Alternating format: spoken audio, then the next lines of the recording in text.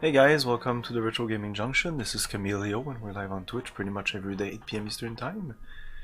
We're continuing Star Trek First Contact. So I just picked up like what was in the basket. There was some air, stuff like that. And I think Spock said somebody was disguised. So who's here? Everybody.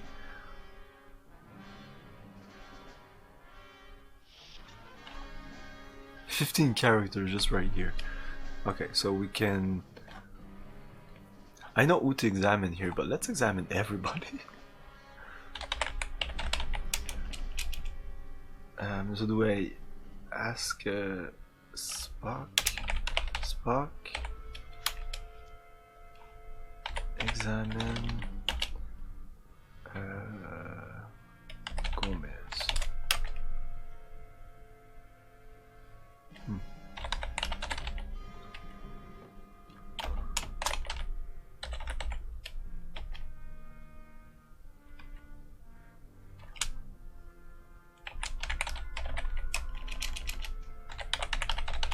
Why are my caps locked? Okay. Examine... no. This one should work. Whoops. Oh, it's just examine. It's just examine. Examine. Muscular Gomez is 6'2" with a shock of black hair falling over his forehead, and bronze skin, but his eyes are as blue as the waterways on Elysius. His innocent looks hides his desire for quick and persuasive action. Examine... Denjik. Oh. Oh, because I'm asking Spock. I really need to do F8. That's kind of annoying. Denjik. Like all Celtics, this representative of the ancient and powerful race has an enormous eye forehead, an unmuscular slim body of considerably less than human stature, and eyes which seem both kindly and knowing. The minister stands with a rigid formality, a little nervous and sweating slightly.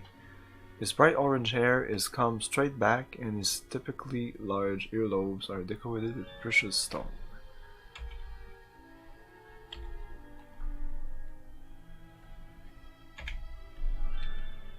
Oh, you see a youngish, clean-shaven blond man with a slight smudge above his upper lip. The smudge is a thin, irregular line between Nils' nose and his upper lip.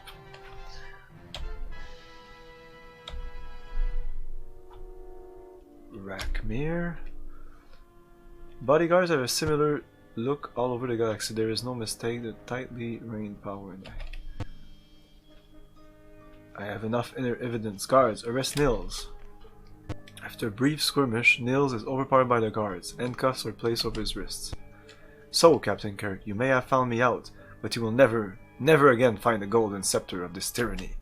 Without the scepter, Clavis cannot rule with confidence, for it is the scepter which gives the power.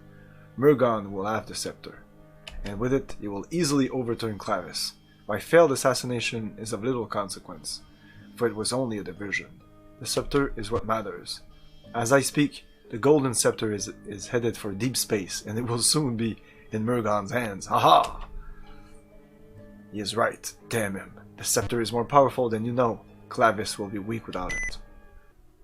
Pseudo here. Captain, we spotted an alien craft fleeing in the direction of Klingon space.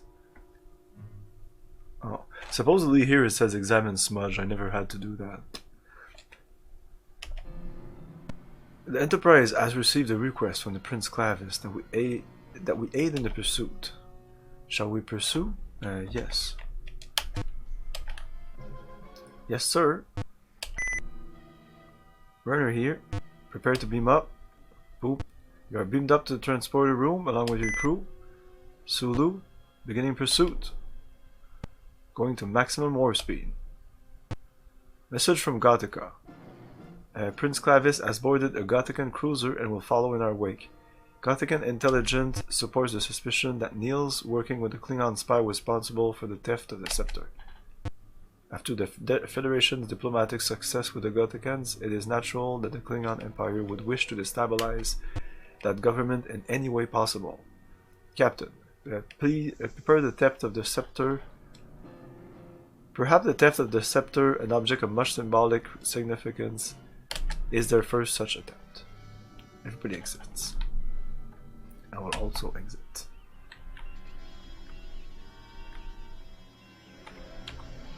Oh, we're going fast? Why are we going fast? Spock here. Yes. Entering Klingon space. Now.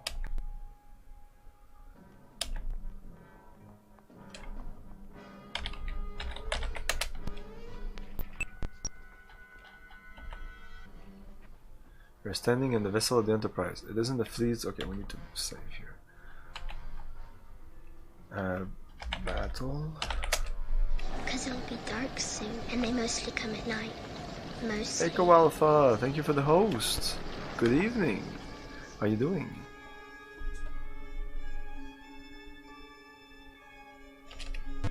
It appears, Captain, that we are not alone. Klingon starship, Captain, closing fast. Like a great bird of prey. A Klingon surviving, got some bad days, yeah. Like a great bird of prey, a Klingon scout pulses into view on the bridge's screen. The ship's command module resembles a condor's head, perched at the end of a long, tapering neck. The command module rotates slightly and reveals its fearful mouth, a photon torpedo. Hope you and yours are as well. Well, it's similar to you. I'd say that's what I usually respond. The neck extends back to a pair of mighty wings called spoilers. Not those kind of spoilers. Spread wide as in mid-swoop and tipped with deadly disruptor phaser banks. Oh, I didn't even have the time to read what he said. Whatever. A Klingon warship, like a great bird of prey, pulls into view. Okay, let's go. We need to do something. quick. Attack orders? Attack orders? Let's raise screens, right? Raise, boom. Raising. There you go. Then attack orders. Divert, begin evasive, lock phaser. Oh shit. Prepare for impact. We're sitting dock, Captain. We're dead. Wow. The Enterprise is struck amidship by a perfectly aimed photon torpedo. A tremendous convulsion rocks the bridge, hurling crew member about like 10 pins and sparkling a sizzling fire in the navigation console. Before you can recover, you look up and see a second photon torpedo hurling toward you on the view screen. The next instant, the screen and the entire bridge implode with terrifying noises and impact. Holy shit! Even with... oh man, I hate that they just throw you out of the game. Please, do you want to restore? No, fuck no.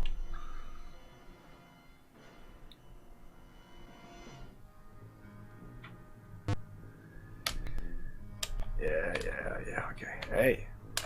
Restore. Battle. Okay, so I guess we're there, right? So transfer, boom, okay. We're not alone.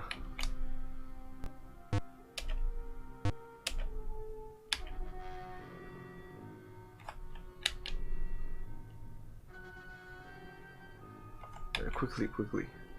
F6. Attack. Lock torpedoes. F5. Or evasive maneuver. Locked on target. Quickly. Attack. Fire torpedo. The Klingon scout snaps its spoilers into cruise mode and just evades the direct hit from the phaser. I said torpedo! To escape a glancing blow across his spoiler, a visible scar boils. Okay. Okay, quickly. F6.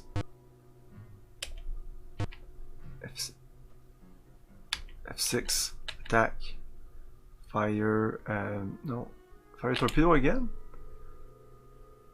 Tubes reloading. Okay, F6.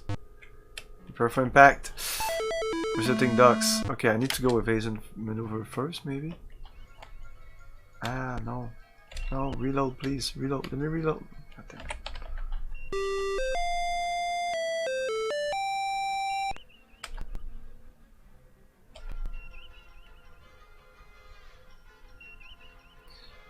So the shield does nothing? Store.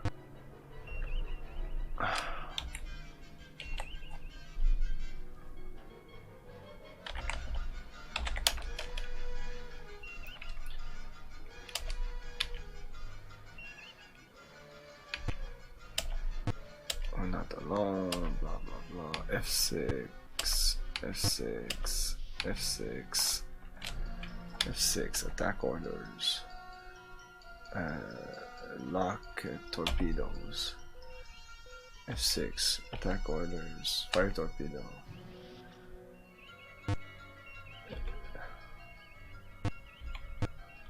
We hear them. Good shooting.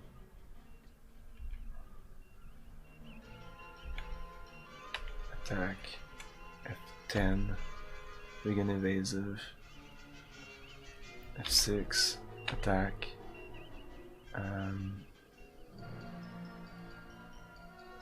Fire torpedo again.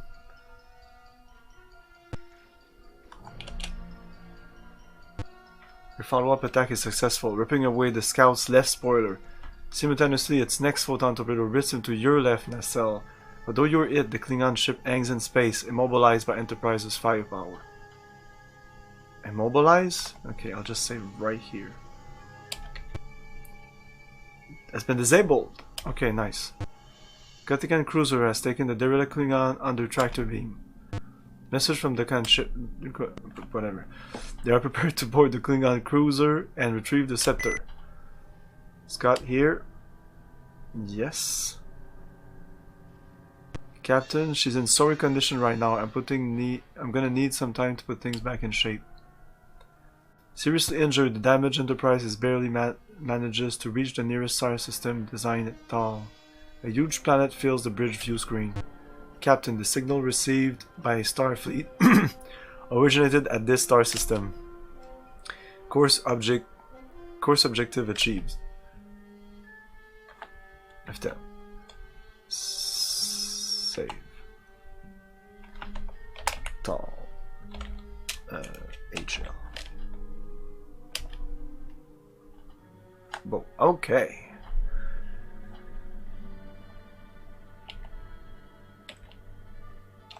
Bridge orders. We're talking to Spock. System scan.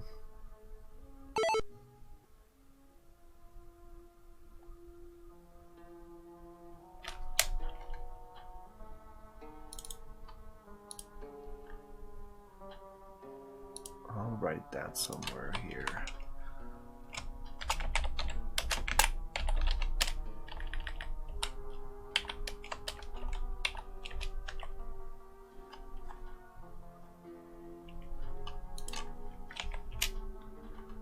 Okay,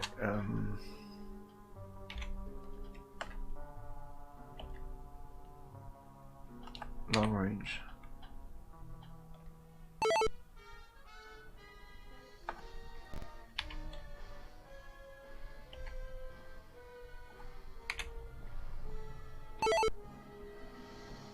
Wait.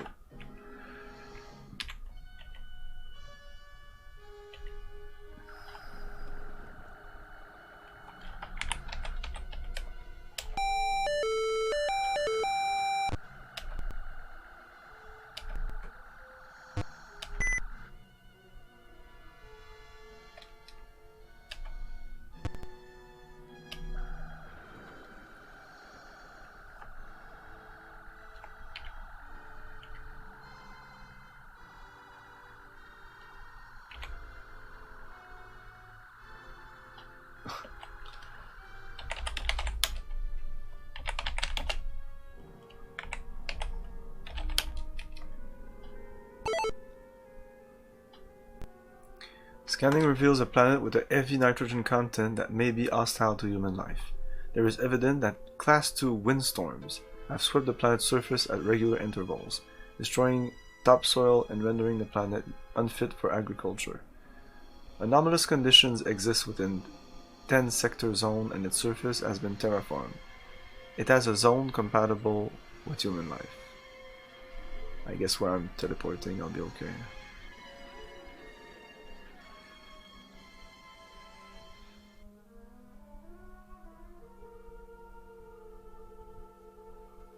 Okay, but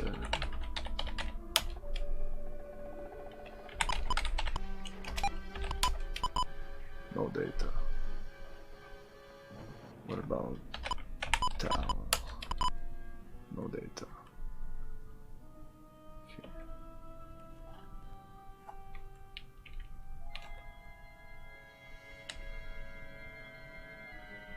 Closer.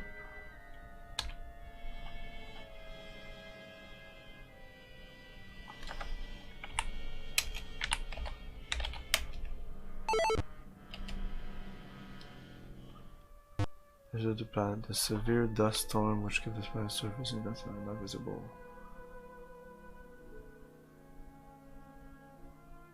They keep talking. It's Tau or it's Alvan. Its image is magnified on the bridge screen and one small blue area on the planet's surface becomes visible. Magnification increased one last time and the blue sector is now seen as a large patch of green. Hey base! With several pastel shades appearing in tiny dots.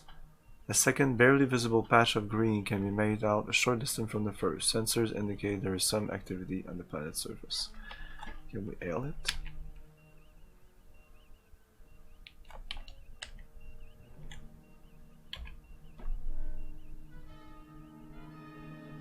Oh.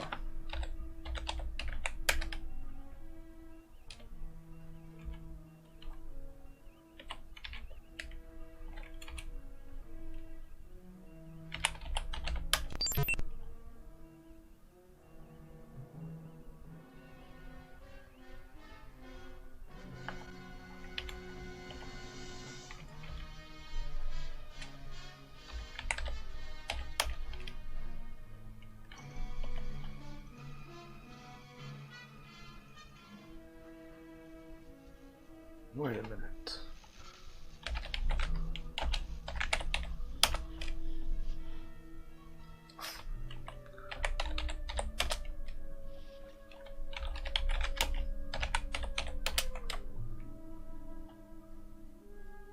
Okay. Okay, they say Tau, but they mean Avon. There's only one. Government maneuvers that. Wait a minute, I need to try it. Let's save just in case. Save. I would put it as an Easter egg or something. Oh, I called it save. Oh, whatever. Spock. Let's ask Spock, I guess. I don't know who to ask for. Corbomite or execute Corbomite maneuver. Is that how you spell maneuver?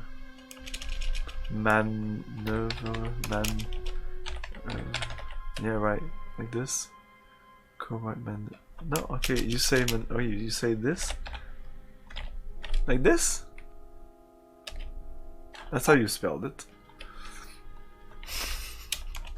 Execute Corbomite man. Like this? That's how you say maneuver?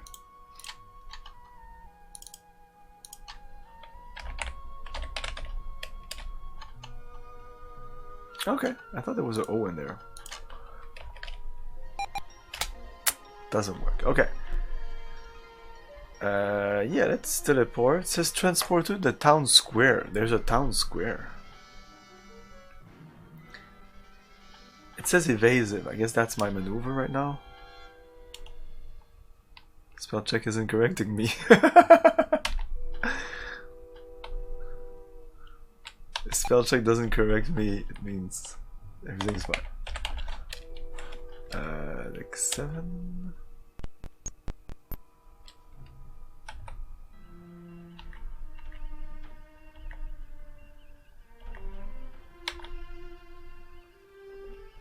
Who's here? That's it? Oh no, Renner. Prepare landing team. Yes.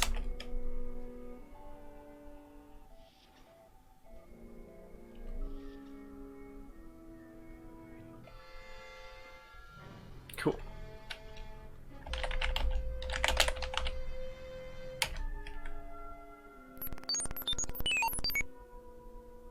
You are standing at the northern end of what appears to be a town square of a type popular on Earth circa 1600s AD. The square is ringed by a metal gate with periodic entrance exit on all sides. The centerpiece of this area is a lush green mall dotted with flora. To the north, you see a road leading to a great hall or theater. There's a cathedral-like edifice in the east, and to the west, a dirt road runs parallel to the west side of the square. Oh shit. The square continues to the south, and beyond you can see rolling hills dotted with what appears to be grave markers. You see a young man walking towards you, dressed in somber but expensive-looking clothing. His eyes are melancholy and thoughtful, and in his right hand he carries a human skull which he appears to be speaking to. Oh, I see. Alas, poor Yorick, I knew him, Horatio. A fellow of infinite jest, of most excellent... Oh, excuse me, I didn't see good people waiting upon me. My name is Hamlet, Prince of Denmark, and this remnant pate was once a friend to me. Okay. Okay, let's say... down. Or town square. Or just town. Okay. Did I do everything I needed before jumping here? Boop, boop, boop, boop. Kirk to Sulu, orbit Avon, Renner, prepare landing part, be must down, save game! Okay, relax. I just saved. I don't know what's coming up, but I guess I need to save the game. Okay, we're talking to Hamlet, so alien question. Hello. Hello, sir.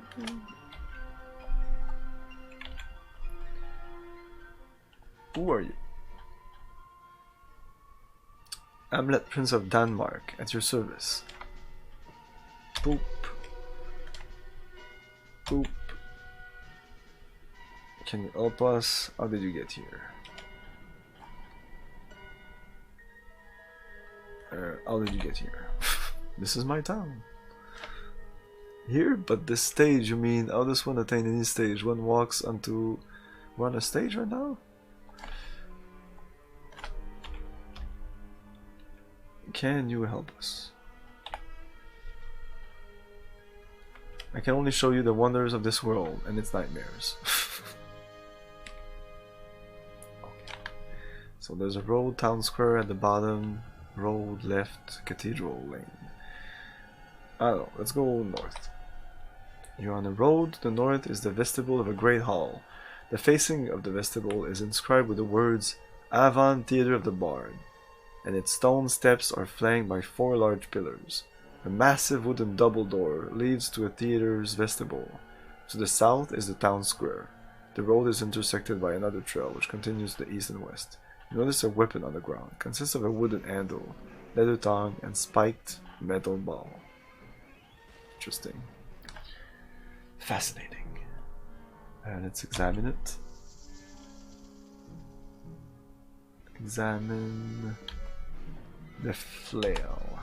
It is not a real weapon, but a theatrical prop. Should I get it?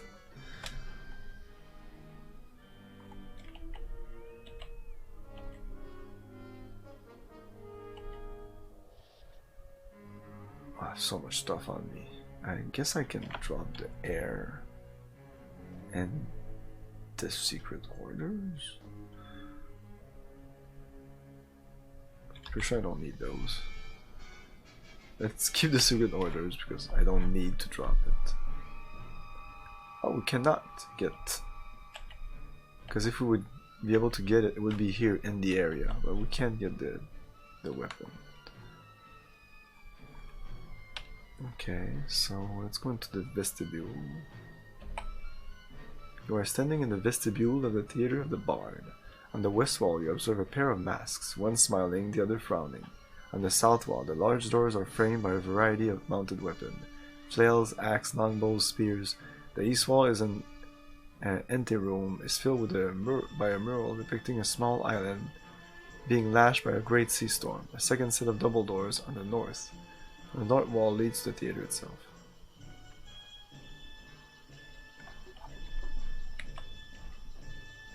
No, I can't get anything. I can examine stuff. Smiling mask. The smiling face carved to the mask seems to laugh with insane ferocity. Oops.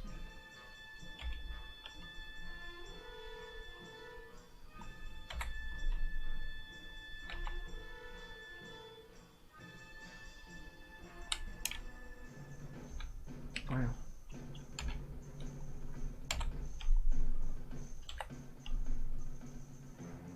Okay.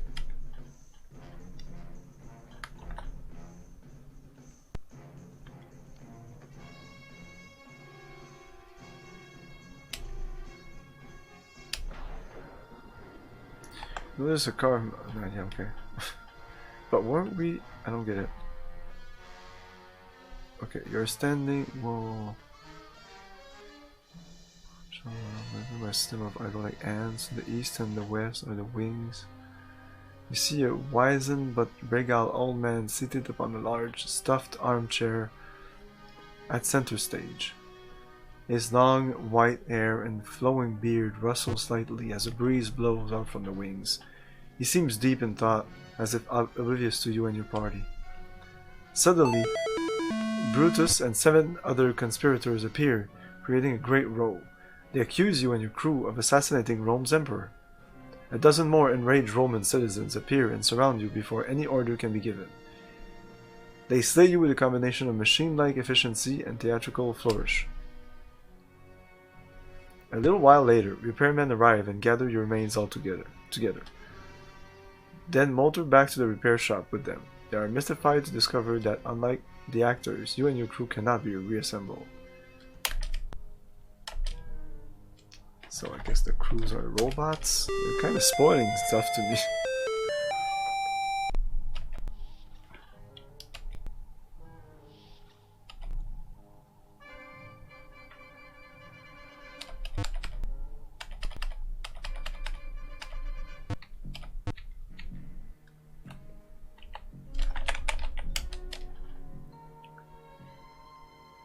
When was this? The bridge? So I guess my last save was on the planet itself. Was down.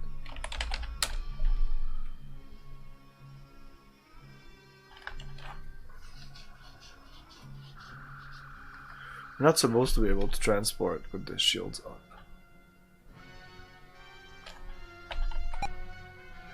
What? Restore? Down?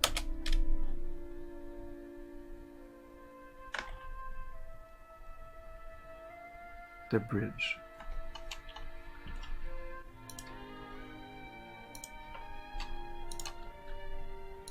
A town.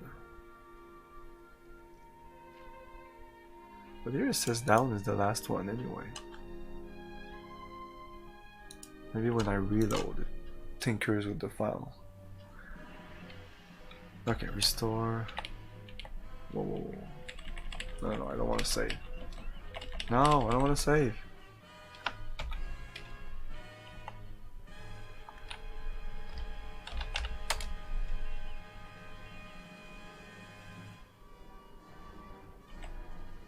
Okay, let's go down this time. Town square. The southern half of the town square is dominated by the... Hey! You watch as an imperious-looking man clad in Roman garments strides confidently through the town. You notice 8 men in Roman garb move through the town square toward Caesar.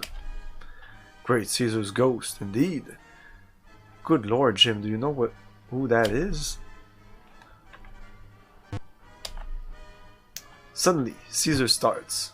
A group of 8 men, also dressed in Roman togas, move menacingly toward him. The leader brandishes a knife and stabs Caesar. Knives spring into the hands of his fellow conspirators and Caesar disappears beneath them. When the assassins step back, Caesar's bloody body is still. In the distance, you hear a vehicle approaching. An instant later, 2 men in white technician's robe appear, driving a small white cart. They scoop up the fallen emperor, deposit him in the rear of their vehicle, and drive off. Captain, these robots appear to be programmed to enact the plays of William Shakespeare. He was a notable Terran playwright who lived in the late 16th and early 17th centuries. Oh, I didn't talk to him though. Didn't talk to Amulet. Right, I guess it's not important. If we don't interrupt the play acting of these androids, we might be mistaken for players in their drama. If we don't, so we need to interrupt. We've got to stop these robots or they'll carve us up like they did Caesar. Okay, can I shoot them?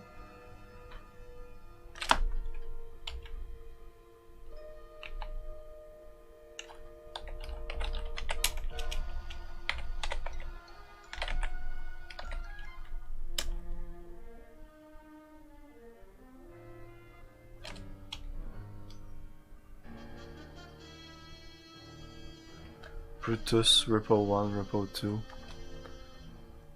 Let's look at Brutus.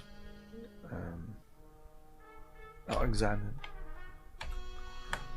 Brutus.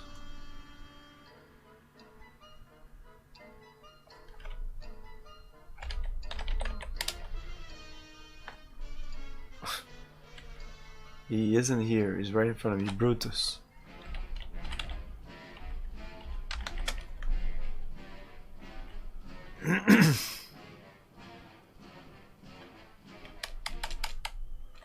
These people are not here. Okay.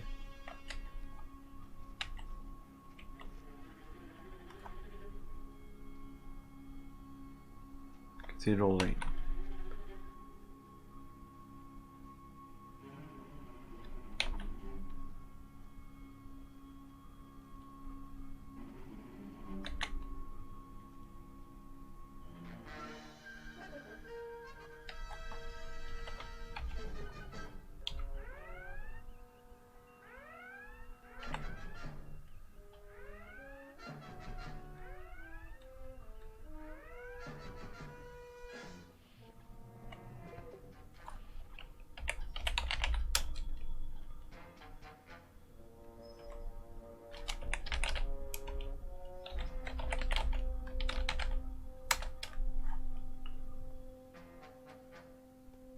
The tomb. Oh, you won't be able to. What do you want me to analyze, sir? Okay, I guess that's not a thing. Do I really need to... Okay. Let's use something then. Use... no. Use... tricorder. Scanning reveals nothing.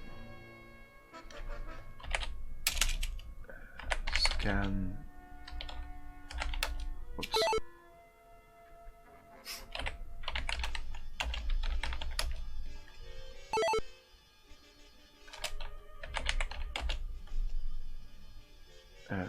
How do they call it?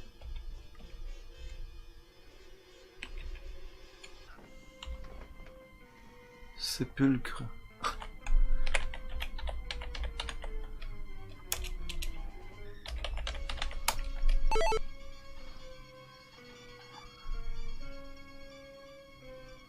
Okay, let's move around. Road. This road runs north to the town square and south to a graveyard. A carved metal gateway describes the hilly area to the south as the Avon Cemetery of the Bard. The somber-looking hills bristle with tombstones of all sizes and descriptions. You see a stone grave marker, essentially indistinguishable from the dozen of others in the cemetery.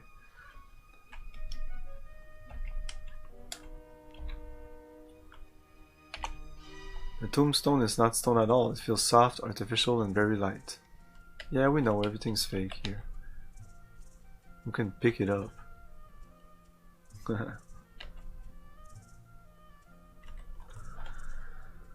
Spock. Analyze tombstone.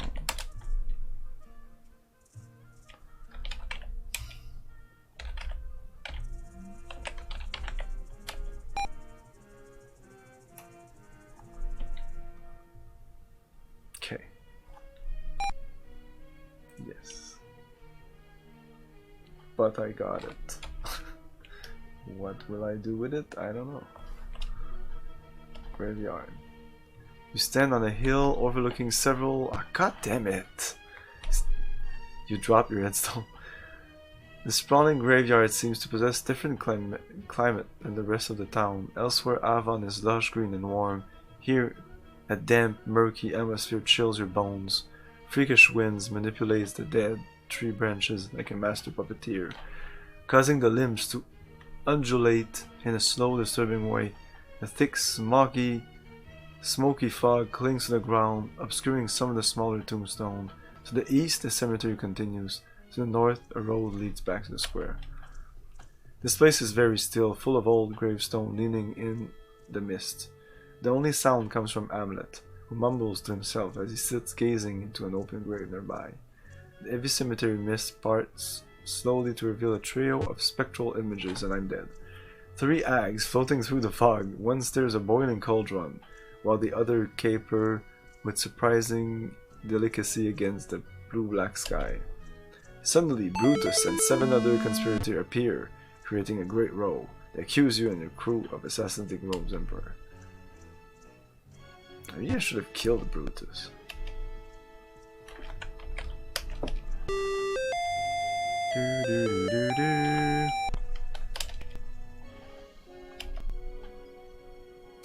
It's quite annoying that I need to do this every time I want to reload. Need to see this, blah blah blah. I'm dead. I didn't do anything. What the fuck? What the fuck happened? I literally pressed twice F10. The game didn't like that at all. Can I F10 from here? No. If I reload from here, it will be glitched out. F10. No. F10. Restore. God damn it. F10. Restore. No.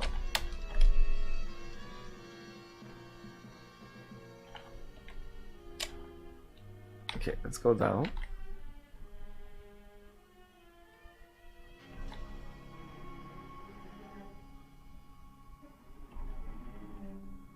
Where was fucking Caesar?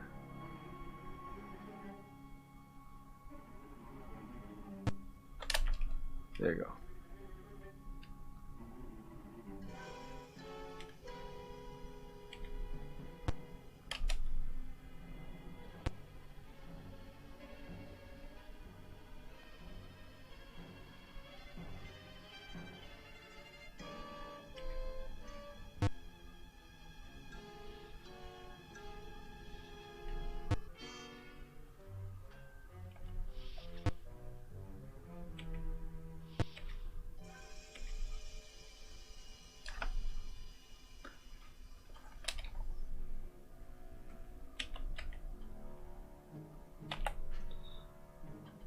Everything's on.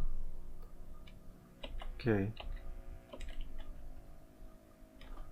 Use phaser on Brutus.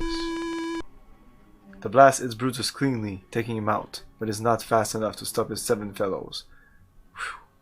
They're upon you and your crew in a heartbeat, their assassin's blade rising and falling like dread. Oh, we can still do this. We're not. Let's do this. Use phasers on Repo 1.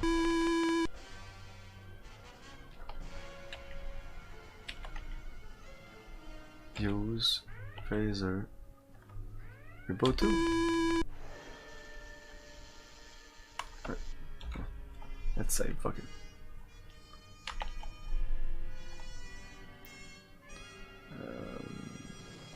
Attack.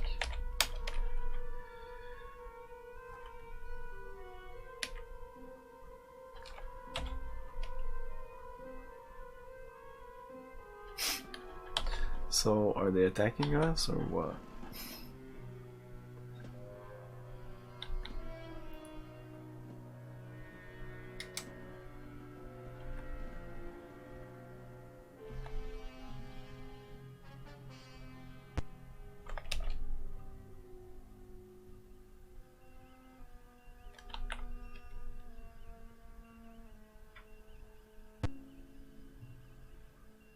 Begin to make out a humanoid form sitting with its neck dangling into an open grave. The creature turns to face you, revealing an hideous visage that would make even your veteran crew members shudder. It is something of fish and something of man, but nothing flatters to either.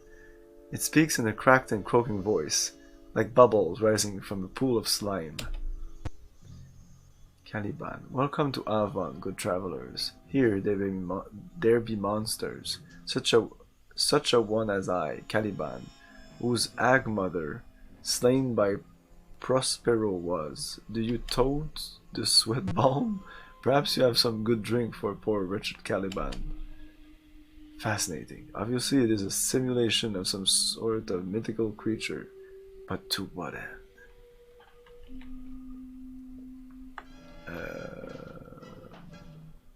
Do I have something for him? Maybe. And that's it. Can we talk to him?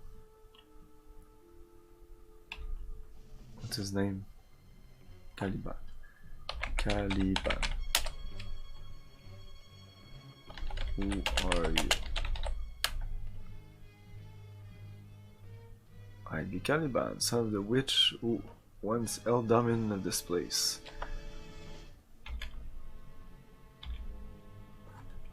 Can you help us? It's not my nature to be helpful. I'm much better at dissembling and stealth. How did you get here? I'm the victim of a curse of magic. Hello. Hello. Goodbye.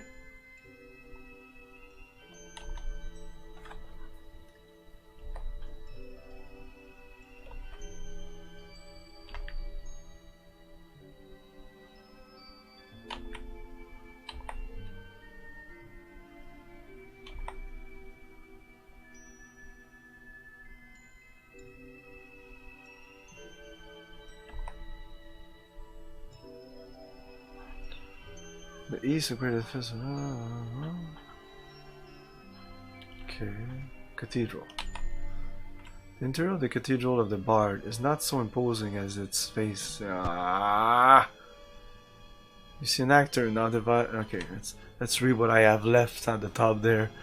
It's molded wood braced from behind by a phalanx of metal struts. To the west, a second smaller building sits in. I'll be able to look at it. You see an actor now divested of whatever costume and identity it once wore, stepping over piles of discarded costumes and walking towards you. Ah, Captain, the men who can liberate us from the Celestials. The Celestial mad compulsion. Welcome to Avon.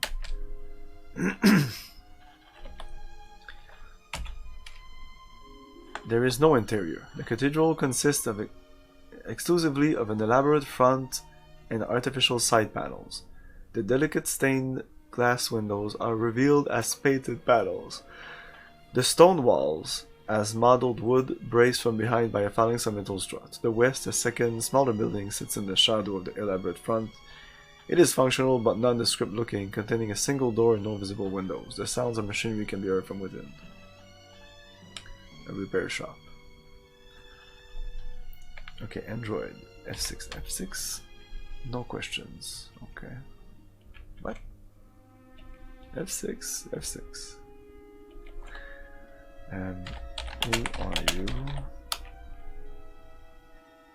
No. Who Are you? Oh, you actually answered that. Oh. So they still come in. I need to do something about that. Okay.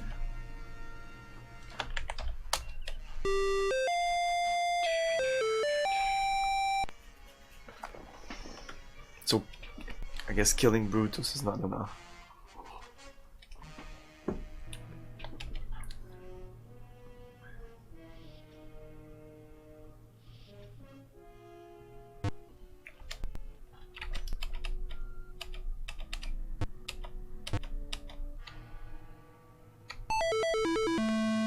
Oh, if I press F10 here, it quits. That's why. Oh my god. This fucking game. Oh my god.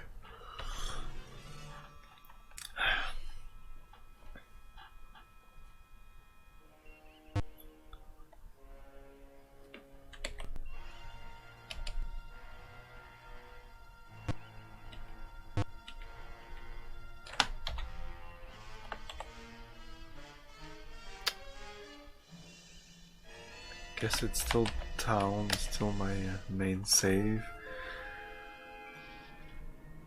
Oh, I've read it, but I can't deal with this this year. Maybe next year. I don't know. This life is too much for me now.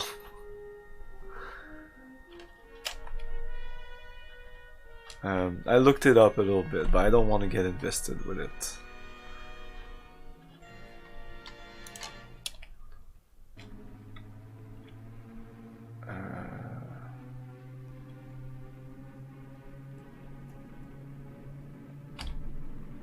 Yeah, we're still standing. I know the feeling. Yeah, no, it's fine. I mean, I'm not like it doesn't. It's okay. I don't feel any pressure to do it. Nobody should feel any pressure to do it. I'd like to do it, but it's just no.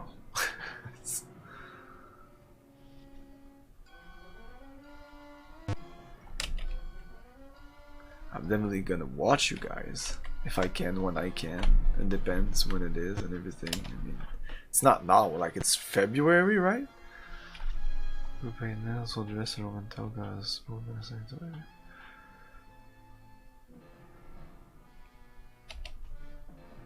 I wanted to arrive here and immediately attack them.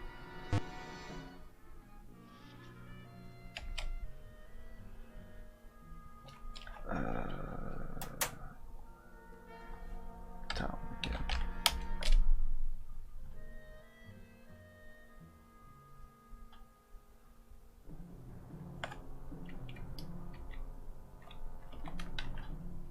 I can even change like the data drive.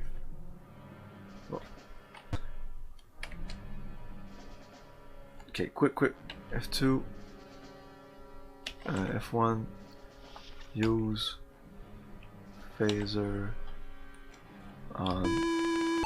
Whoops, on Denjik. Whoops.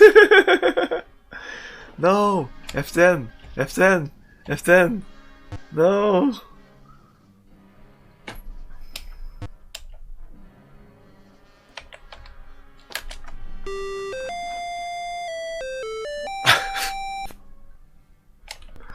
Oh man, if I didn't have to sit through all of this each time I reload.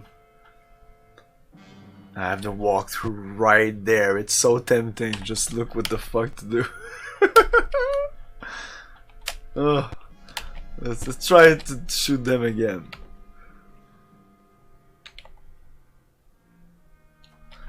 Down. Okay.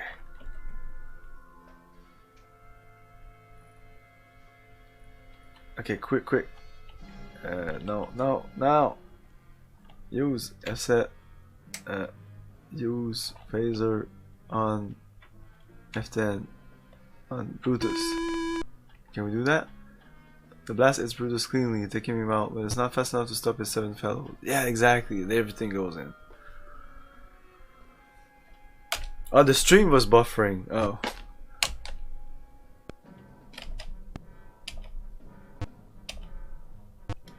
Yeah, I was just saying that I was asking if it was in February, and I was mostly saying that I just couldn't deal with it this year. I think you heard that. Too much emotions, too much shit, and I want to watch you guys, so I'll look up the Discord and see when it is, but I guess it won't be until a while.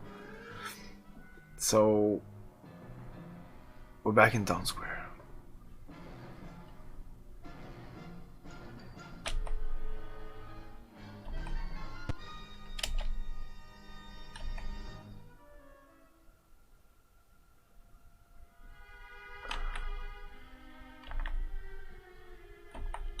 Vestibule.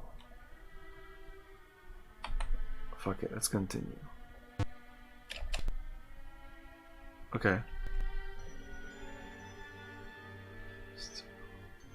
Continue. You have these wings here. You're standing in the wings with one of the backstage areas which flank the theater of the Bard's Great Stage. From this position, stage hands manipulate the light, scenery, and curtains. The stage lies to west. You notice an old frayed rope holding the curtain in place.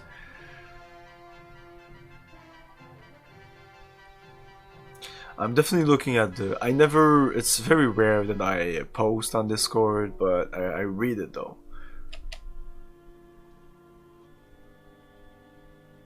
So I did see things moving about. I saw an at everyone from DLAD's fundraisers Discord, and I was like, oh.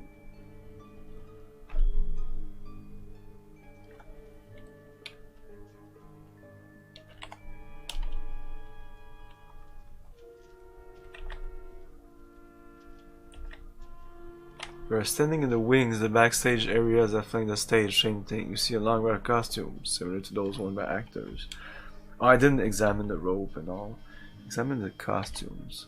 Costume feel authentic. The texture of the cloth and lacing. Can we get them? No.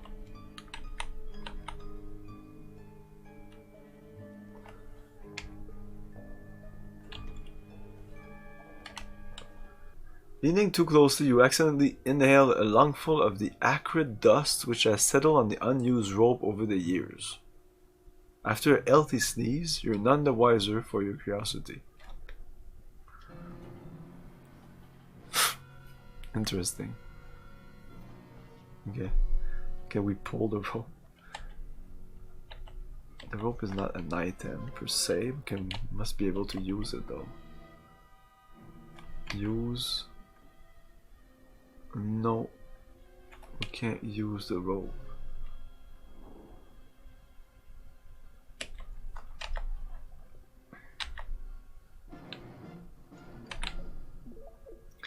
We're going to die soon.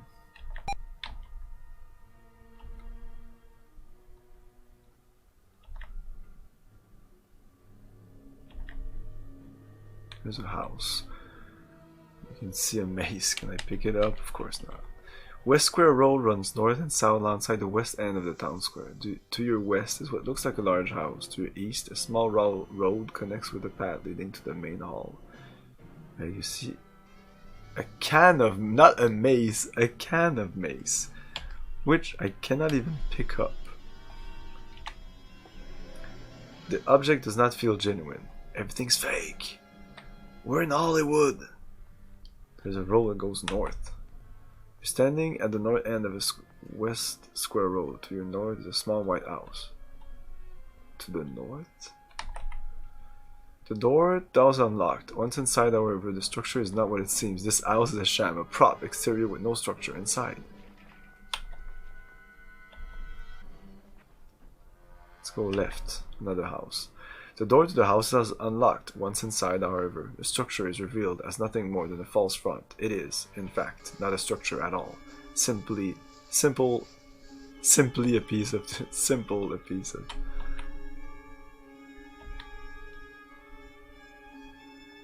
You see a cocked crossbow, which is fake. It feels artificial.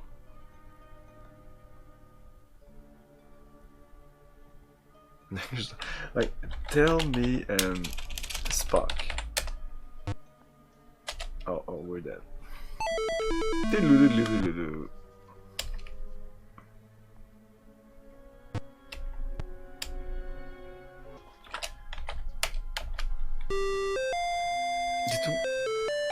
Did I ever enter the repair shop?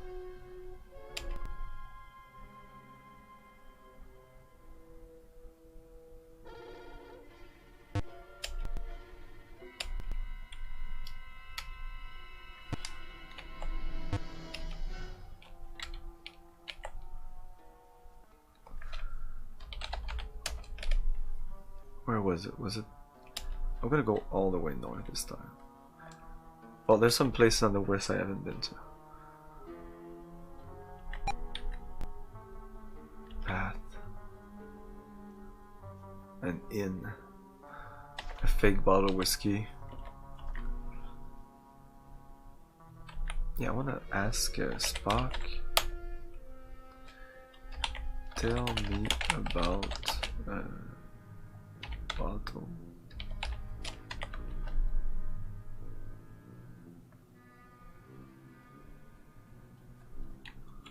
Okay, so if I do this, and ask about the whiskey bottle, an unlabeled bottle of whiskey that I cannot pick up. Can I ask Spock to get it? Get bottle? It's too heavy.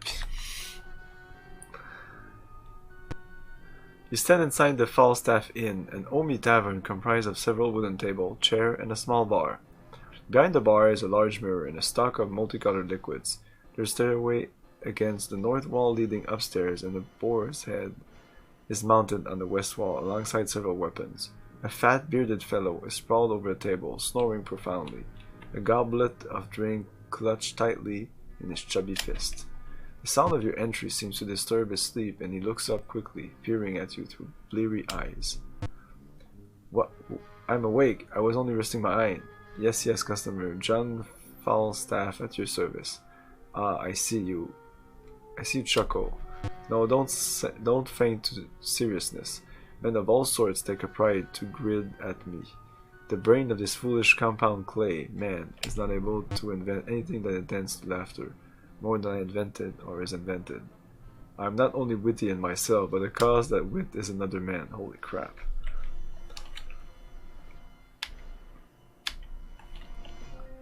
Who are you? No.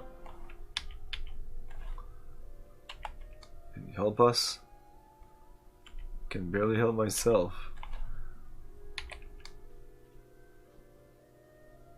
I was born here. Okay. And LO. Why is LO F9? Upstairs. A small room upstairs from the Falstaff Inn. It contains a bed, a dresser, makeup table with a mirror, and a wardrobe rack containing a variety of theatrical costumes. The stairway to the south leads back down to the tavern. There's a mounted boar's head that's fake.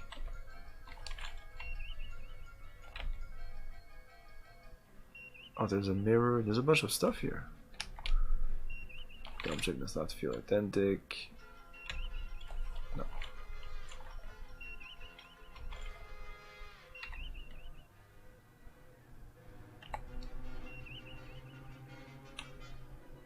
This one is authentic. Oh, F8. Makeup? Seems genuine. Can we pick up some stuff here? Nope. No, why do I keep pressing F9? Makeup mirror. If I say Spock, tell me about the mirror. Tell me about dresser.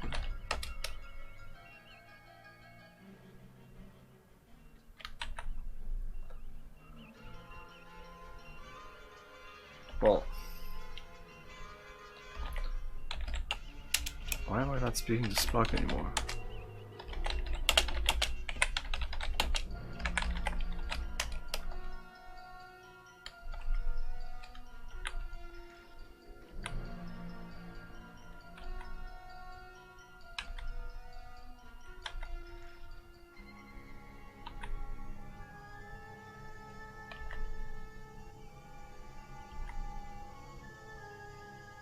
Library.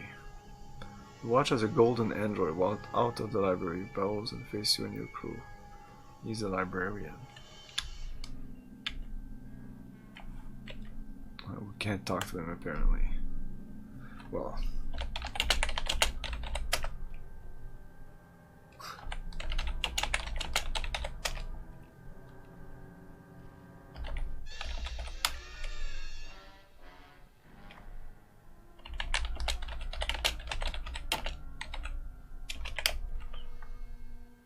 No.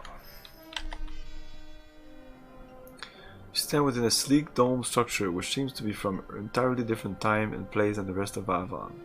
The perimeter of the dome's interior is comprised entirely of shelves filled with small flat discs. In the center of the dome is a single round slot and blank screen. You see now row upon row of lit tapes containing the work of Shakespeare. Oh, we can pick up some of these tapes.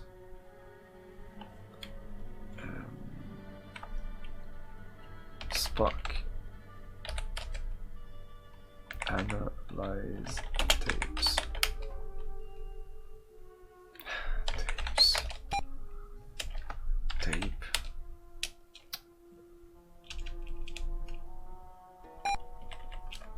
Tape.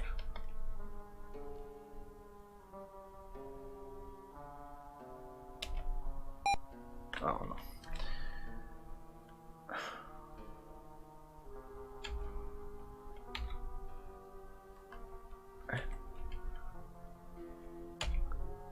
Tape's plastic casing seems quite similar to the tapes found in the Enterprise library. And we're dead. Okay, we're gonna take a little break and we'll be back with more of this.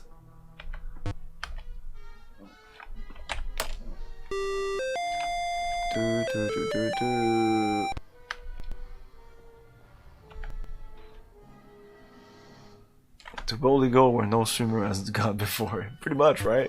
I don't know, maybe I am the first to stream this. There's not much in terms of Let's Play on YouTube, so I'll even be first there. Hey Nesgrato, how's it going? I was gonna take a break. I'll be back in a couple of minutes. Stay tuned.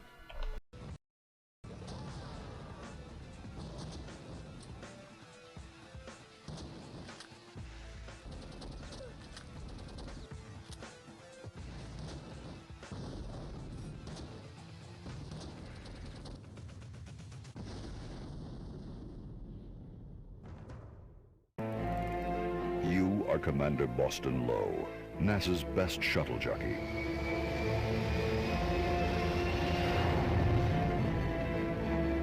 You've been enlisted to command a space shuttle mission to correct the orbit of an errant asteroid.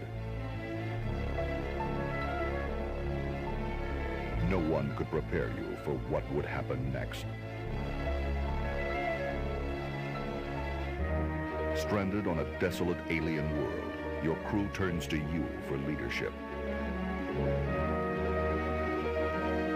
What mysteries are hidden beneath the thick alien dusts of time?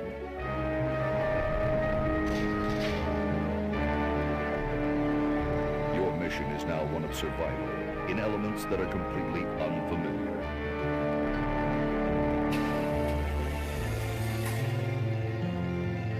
Can you survive long enough to unravel the mysteries and find a way home?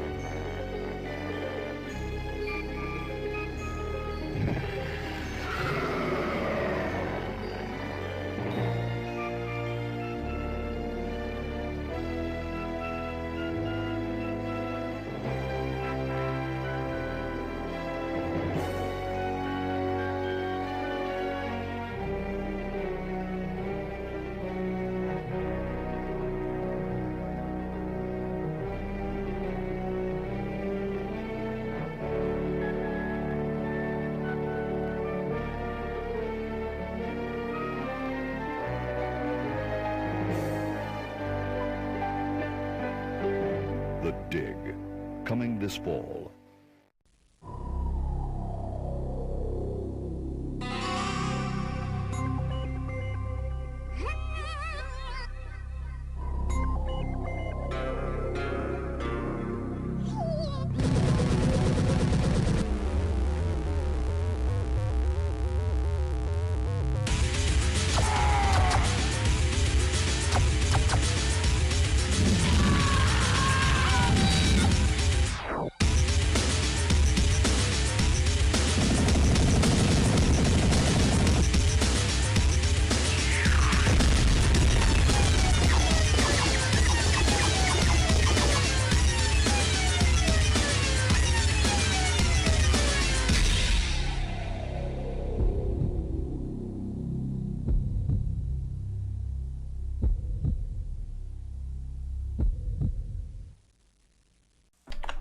Hey. That is SOF Souls as a Soldier of Fortune. The UI is different. It's possible some of these trailers are sometimes for the like beta trailers or like early work. There's at least a trailer of Max Payne and Half-Life with assets that were not in the original game. Like Max Payne has a logo. It says Max Payne. There's a logo of Max Payne that we've never seen. That is not the official Max Payne logo. Probably just a temporary logo or something they were working with, or they decided that it sucked. It was okay. F10 restore. And next Grato, how dare you mute me? I'm gonna go into your stream and I'm gonna mute you. See you. Who has the last word? Who has the last mute?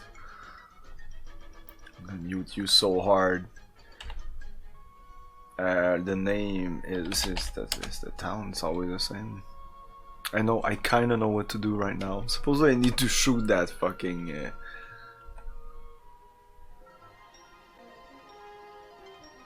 Let's go up, up, up, up, all the way up before getting attacked.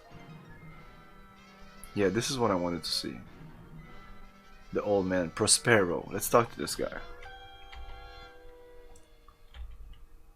Oh wow, okay. Who are you? Hello? What? The game freeze? What? Oh, come on. God damn it! This game sucks.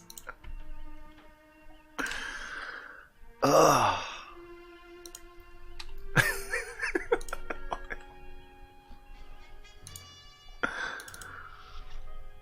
Oh man, when your DOS game freezes on you, god damn it. And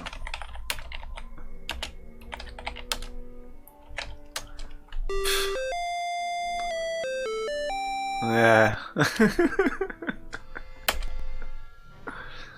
Oh man, these games were made like on the. Did you see those are the credits? Like what? Like 6 people. Those are the people that work for it. And there was Schuster and what's their name? Simon and Schuster in there. They didn't contribute. They're just a fucking publisher. Okay, so load again.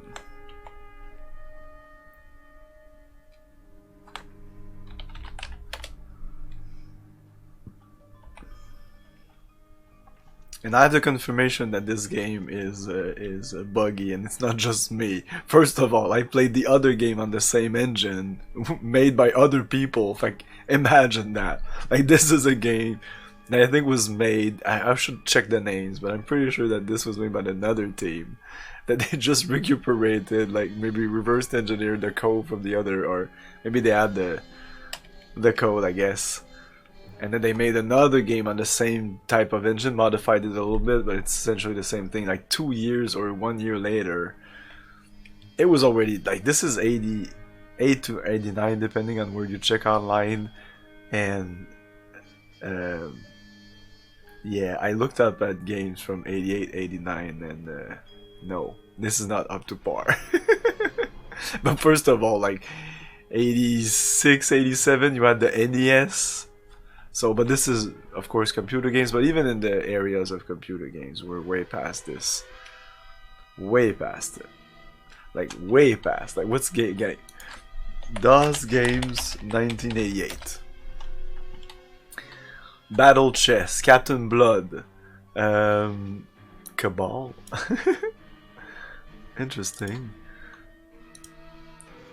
Ooh, Battletech, the Crescent Hawk. Holy shit, there you go.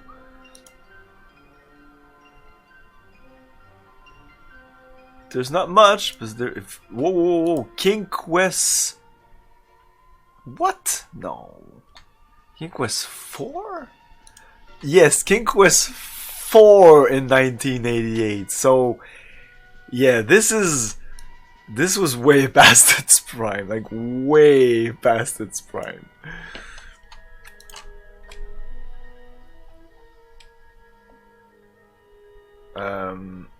Yeah, go all the way, talk to the guy. Battletech, yes, Battletech. I've played Crescent Hawk, I didn't play the second one. Or Crescent Hawk is the second one, right? Second Crescent Hawk Revenge. The first one is Crescent Hawk's Inception. What's the name of the second one? I don't know. It was okay. It wasn't the greatest of games, but I could admire what they were doing. It was definitely better than this. Okay, so what do we do? Yeah, we need to kill, to attack. Let's talk to Professor Prospero again and not die this time. So I can't ask who are you. Let's ask, can you help us? Can you help us? Shit, it froze again. God damn it. You cannot talk to this guy. It freezes the game. Good job.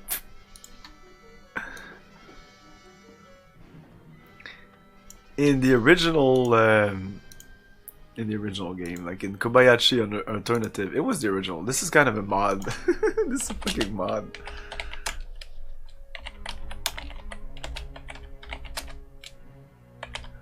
It's still better. It's better than Kobayashi Alternative. Yes, it is better. That one was also glitchy. That one, eventually, if you did too much things in the game got confused and script just stopped working.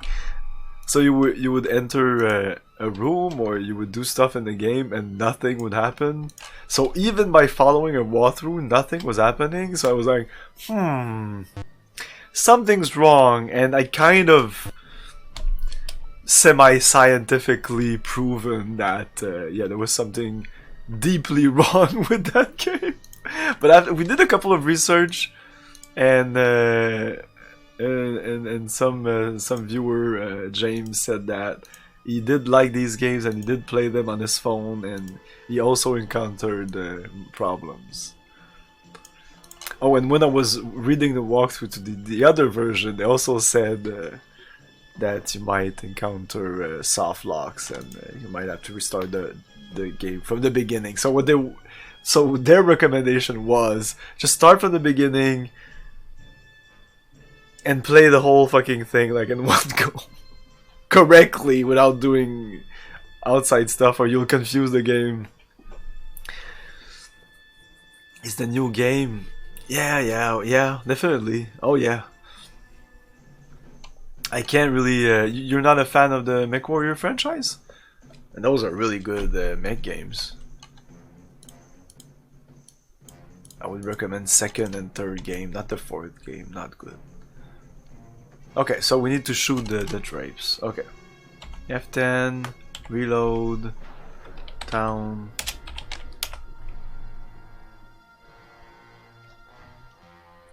Transfer complete. So we go all the way up. Then there's a wings. We go right. We shoot. The key to stopping the enemy must be in this general vicinity. Why does he know that? Why does he say that? That is interesting. Phaser. No. In your hand. Use phaser on the rope. That's what we need to do. The phaser hits the old frayed rope and instantly snaps it. I would have never thought. The rusty pulley, no longer able to support the heavy velvet curtain, snaps. There's a thick rippling sound as the ancient curtain begins to unfurl for the first time in decades. Amid the tremendous clatter and great clouds of dust, the curtain falls. The end. Oh! This was a short game. I thought it was short. This was a little shorter than I thought, but I mean, I'm happy to have finished it, and fuck these fucking games. Oh, it's not over. Of course it's not over. As the dust settles, Ahmed appears. Thank you, friend Kirk. You have done the thing that has needed doing. Yes. Right. Oh my god. That was well put. I did the thing that was needed doing. Yes, I did. Amlet then explained the history of their strange planet. My people were originally service androids for a traveling theatrical troupe. We cleaned, maintained the ship, worked the lights, mended the costumes, and occasionally filled in as spear carriers on stage. One day long ago, our ship, the Thespis, wandered off course. Before the error could be corrected, we found ourselves at the perimeter of an asteroid belt. The Thespis was badly battered, but our navigator managed to extricate us from the swarm with it all intact. We limped through space, utterly lost, our navigation equipment destroyed, and the warp drives dead. It was then that we were intercepted by the Celestials, a greatly advanced race who did their best to save us. The human crew members were dead, alas, and only we service androids survived. So the Celestials brought us here to what was a dead world, and, before our optical sensors, we created the idyllic sector on which we built Avon. They similarly recreated us, and we were no longer maintenance androids, but sentient, albeit severely circumscribed life forms. I think there's a new MechWarrior game out too. Well, there's MechWarrior 5. It's okay. I finished it. It's okay. Did you know about MechWarrior Online? MechWarrior Online was fun because I played with people. But it was playing with people. It was actually people like from Quebec, so it was all French and stuff. So that was nice. And we also did LAN parties. We were still kind of in contact. We kind of stopped playing. Well, they still play once in a while. I'm sure if I call them and we could organize something. Not too long ago, they did play like they were about 10 or 12, something like that. But yeah, that's good time. MechWarrior Online, I guess better than MechWarrior 5. MechWarrior 5 is fun. MechWarrior 5 is kind of BattleTech, but in the MechWarrior, like first person in the mech, but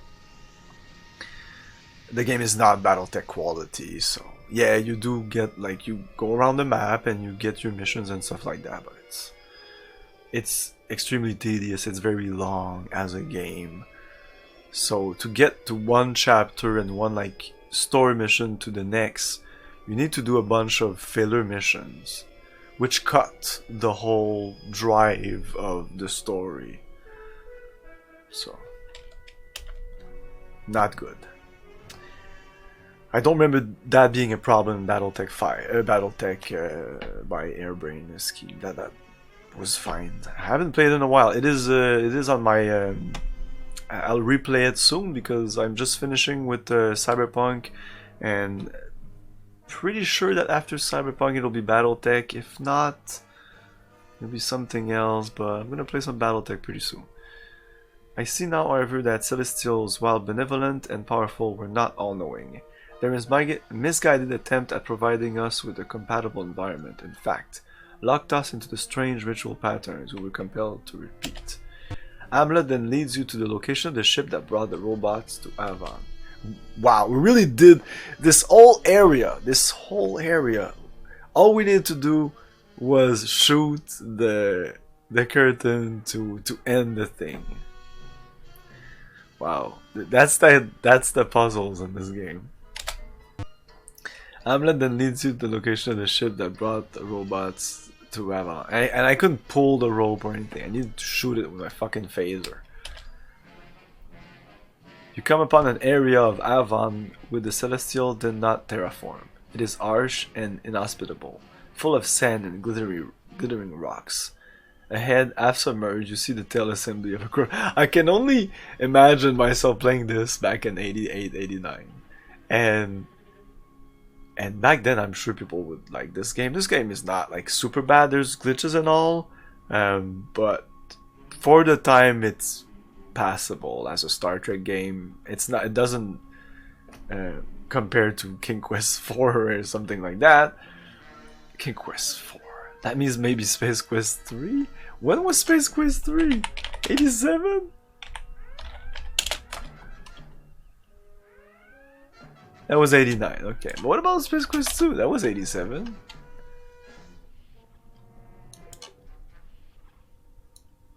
Yeah. Tell me Space Quest 1 when 8 was 86. Space Quest 1 was 86, right? Wow. So wow. So these games, Kobayashi Alternative, and the other one in between that I played, Promethean Prophecy. Holy crap. Like, those were way past due. Like, wait a minute. Text adventure game. I'm sure there's gonna be a list somewhere. Or lists. List of text adventure games. Okay, when did they stop? 89. That's pretty much it. No, that's on mainframe computers. Well, no, pretty much 89. I mean, there was like a couple of games. Commercial text adventures. Not more than that. So they wouldn't even consider this as a text adventure. It's not even there. What? Wait a minute. List of text-based computer games.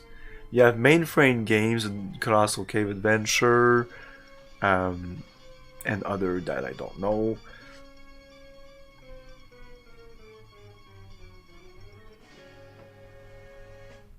They're missing a bunch. What? They're missing so many. It's not even funny.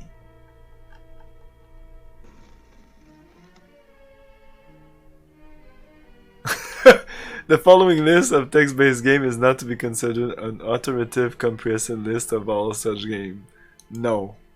Because even in Infocom games, if I go Infocom games, I'll already have a more detailed list of games with more titles already than that. Yeah. Oh yeah. Journey was 1989. So yeah, 89 they were dying. And here it's even like a lot of game till 87, then one game in 88, then 3 games in 89. Journey was their last game, or James Clavel Shogun, or maybe Arthur the Quest for Excalibur. And even that has graphics. This has no graphics. Well, no, I'm sorry, there's CGA graphics once in a while.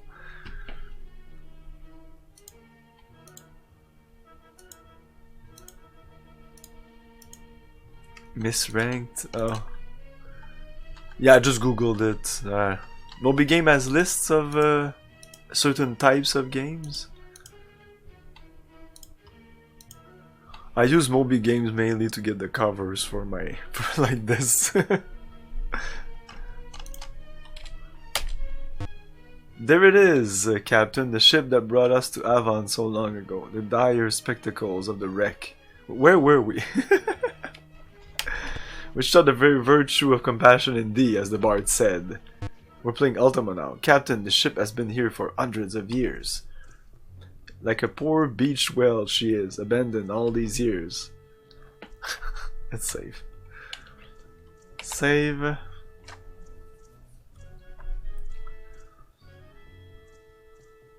So, spaceship.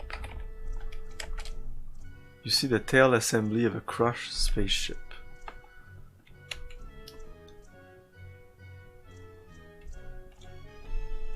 Examine rocky area.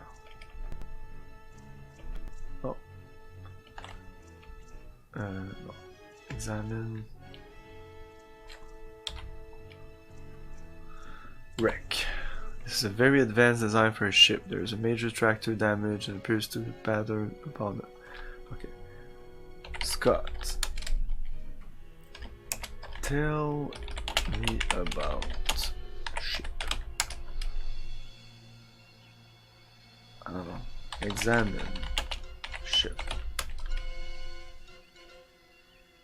Maybe spaceship. Examine space ship. Space ship.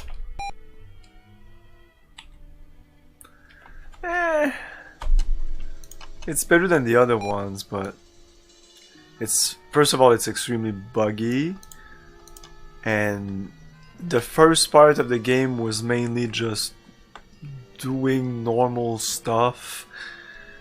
So much that eventually I just stopped what I was doing. I looked at the walkthrough just to be sure that I was doing the right things and I didn't miss things at the beginning of the game, you know. And no, I did pretty much everything I needed to do.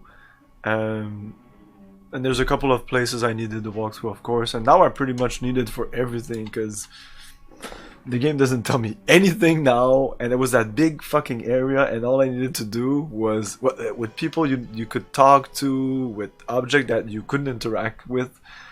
But pretty big as an area, and the only thing you needed to do was to shoot a robe so that the curtain would fall and that the play, they were actually doing a play, would finish. Like, I find the robe, but I didn't figure out that you need to shoot at it.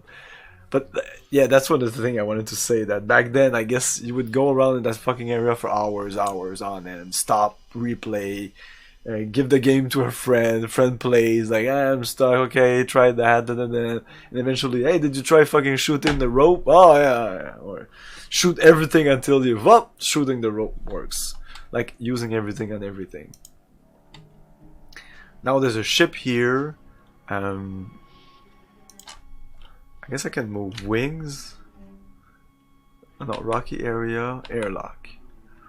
This is the outer airlock in the tail of the wrecked spacecraft. Though the inner door still functions, albeit manually, the chamber is no longer pressurized. Some of the lighting on the walls is still intact, and you can make out archaic symbols dating from the early Federation period. There are 2 doors to the airlock. One door leads to the inner room, the other leads back outside. Control room. This appears to be one of the wrecked craft's backup engineering station. Yeah, usually that's what happens. You just move around and stuff happens. And when there's a puzzle, it's so badly done that it's not, like, this is not LucasArts or Sierra or whatever. It's not even Infocom. I like old game. This is very old. This is old and very much for a Trekkie, like a guy that's really into Star Trek. And back then, because there was nothing like those games, you know. So if you want to feel like you're in charge of a ship and you go from one planet to the next and you talk to Spock, this was it. And the other game, Kobayashi Alternative, I guess one or the other. What do you prefer? Do you prefer a more linear, lots of talking with some script? This is it. Or if you want going around to 20-25 different planets, but mostly doing nothing. That's Kobayashi Alternative.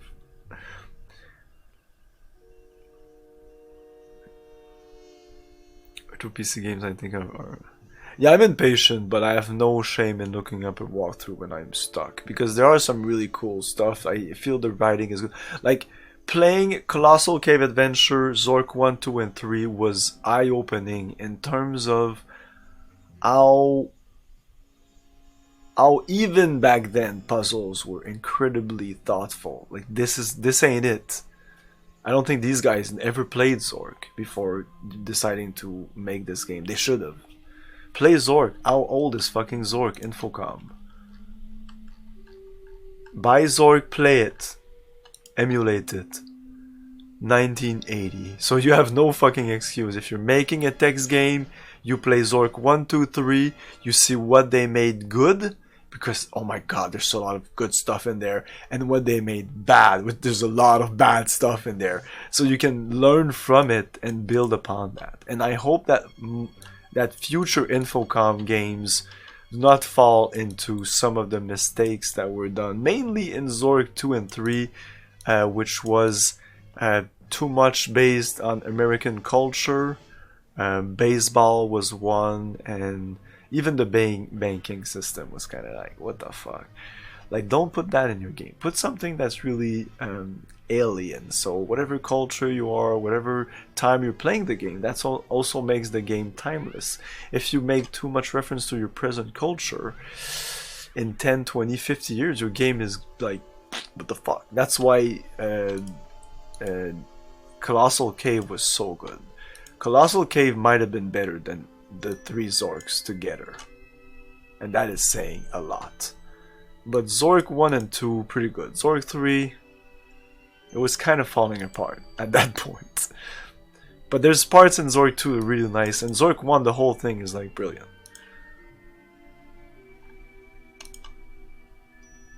There's so much more, but I want to jump into the Zork series. There's so many in there on the play, like quickly on the top of my head. Of course, Hitchhiker's Guide to the Galaxy, Bureaucracy, and where is it? A Mind Forever Voyaging. I'm looking forward for that one. I've heard really good stuff about it. But I also want to play Deadline. I've heard it's really interesting. And of course I'm going to play Suspended, A Cryogenic Nightmare. Of course I'm going to play that. The Witness, that sounds extremely popular. Like, I'm going to look up the ratings, look up if they're like really classics. I started with the Return to Zork. So you started with the last one. Grand Inquisitor was pretty much the last one. There was, in terms of the graphic ones, it was Return to Zork, Nemesis, and Grand Inquisitor, and those three games are so different from one another. So different. Well, I guess Return and Inquisitor kind of similar, but still very different. Especially Nemesis is so weird. I want to replay it. I haven't played it in years. Sulu here.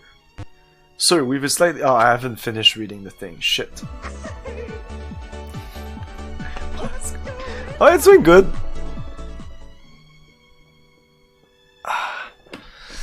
Retro PC games I think of are Master of Orion 2 or Alpha Centauri or Might and Magic 6. Alpha Centauri is another game that I will pretty soon-ish play, maybe outside of the normal streaming, my normal streaming schedule. So sometimes Wednesdays and Thursday I can stream before 8, from 5 to 8, and in the weekend sometimes. So that's where I've been playing Alien Isolation or Disco Elysium, or I've been playing Cyberpunk these days. So I might play Alpha Centauri in that slot. I suggest you beam up and have a look. You discover an old engineering stat the coordinate indicate abruptly return. Screen shows what appears to be Alpha Titan 5.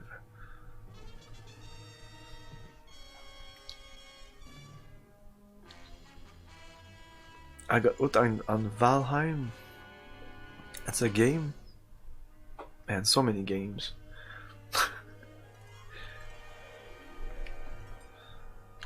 You can launch these titles, almost any game title pre-2000. Was that as soon as you start talking about games that came out a couple of weeks ago or a couple of months ago or a year, I have no idea what you're talking about. A load of the soon-to-be insane Sulu giving suggestion.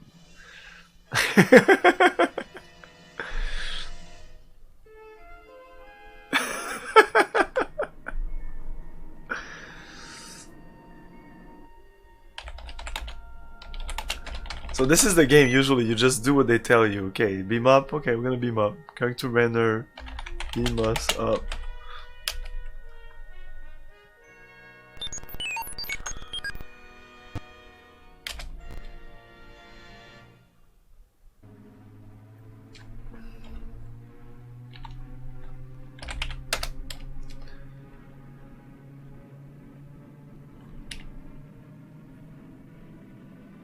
Okay. So where are we in the game? Oh yeah, we're so close to the end. But we're not finishing this tonight, so this might be a shortish stream. I'm gonna finish it tonight. The battle there, they said was super tough. I didn't even check the walkthrough. They say in the following battle you have to be very quick. Use the function keys. Orders, attack orders, raise shield, lock torpedoes, fire torpedoes, lock torpedoes, fire torpedoes. That's pretty much what I did. But I had to do evasion maneuver. If I didn't, I wasn't fast enough. So it's useful to do these things, evasive maneuvers. But you have like, if you have so many things you can do in this game. It's fun in that aspect, but you don't use these things. That's the thing. Kobayashi Alternative, even though a lesser game, there's multiple planets and multiple quests and puzzles to do. So you do more stuff. You interact more with your crew. It felt like.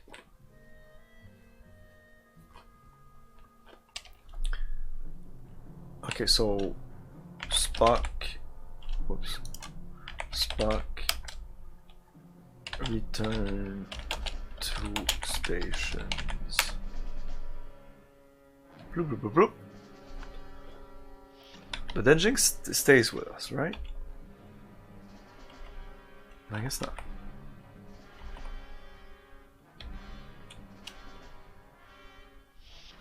Why is there a tube of glue in a trash basket in front of the transporter? Oh, that's the thing that I asked for to analyze, I guess. Like, look at that. So, like, Promethean Prophecy was like that. Stupid puzzle for Star Trek games. So in this game you had a guy that put a fake mustache on himself. And you had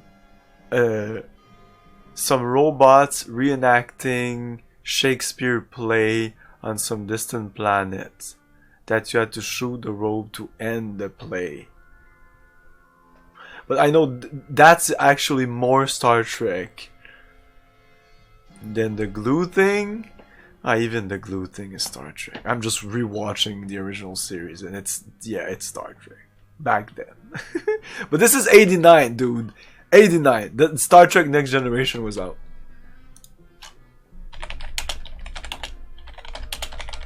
There's no excuses for stupid stuff like this. 87 was Next Generation, so there's no excuses. Damn it. Fake mustaches and plays and... I'm watching the original series. I'm skipping every single episode that the description sounds like... I'm gonna... This is not actually out of... I need to distract me from this poor game. I'm sorry. We're close to the end, so I need to fill this stream of something.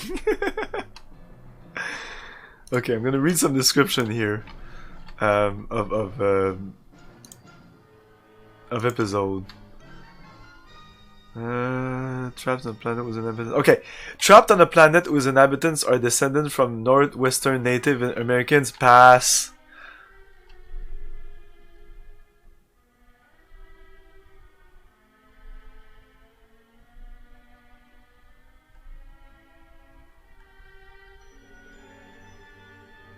Usually there's more than this.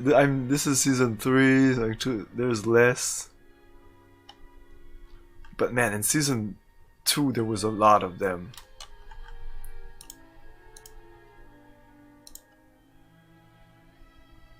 A powerful being claiming to be a Greek god, Apollo, appears and demands that the crew of the pass. And I know that is Umorn's Adonis, and that's kind of a episode that people like, but fuck that.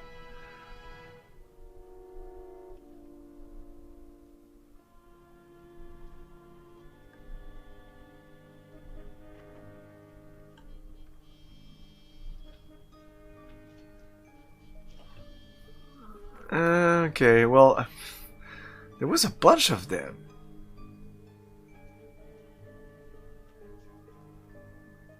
Oh yeah, the crew of the Enterprise struggles to cope with the planet of imitative people who have modeled their society in 1920s gangsters. Oh, come on. Stuff like that. It's like, oh man. There's never episodes like that in Star Trek Next Generation. If they want to do time travel or gangsterism, they go holodeck. They don't go a planet with Greek people, a planet with Vikings, a planet with ninjas, a planet with... They never did a planet with Asian ninjas. the Mafia Planet.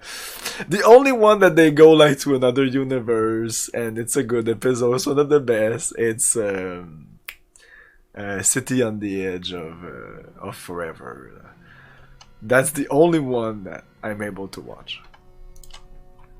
Okay, so let's go to the bridge.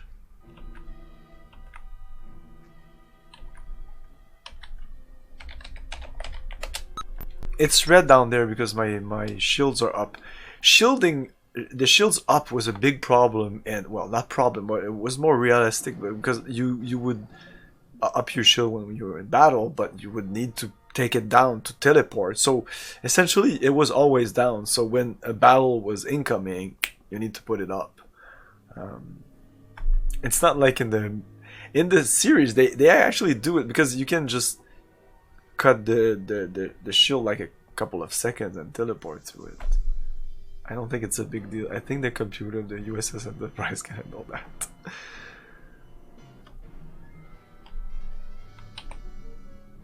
Okay, Sulu's gonna talk to us. Exactly. This is not the type of game you come into and you have to interact with 66 things. No, you interact with about 10 things the whole game. Yeah, you would see the number of lines of text that you need to enter to finish this game, and it's so little. There's so much filler in this walkthrough. Like, it's no more than 50 lines of like, open this, touch this, and 15 looks like a lot, but not really when you think about it. So we orbit the satellite. Sulu. I can arrest him if I want to. And that's Puck, that's not Sulu. Appearing in the bridge view screen is a revolving massive steel structure flickering with light. Save. I don't know, lights. Okay, this is starting to be interesting.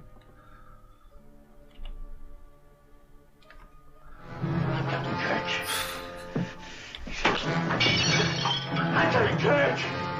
I'm Captain Kirk! I see him when he says that. He's like, I'm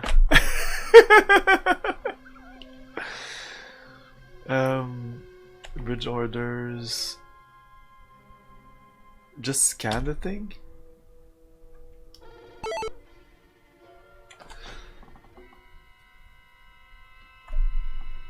No.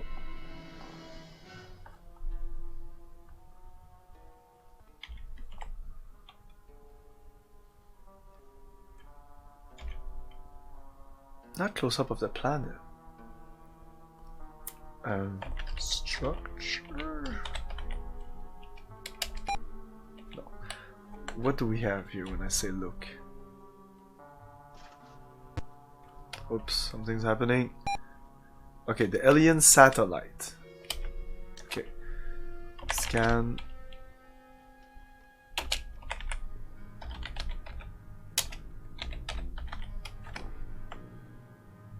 That star system is not within there.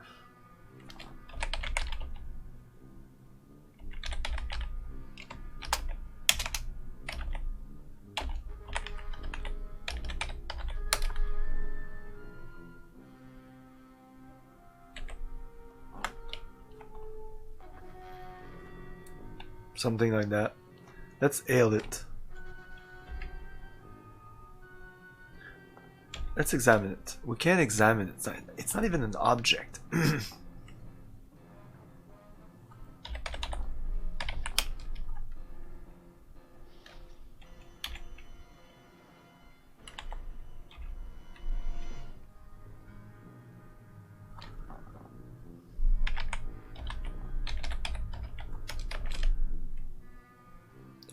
Okay. I can do that. Not you though.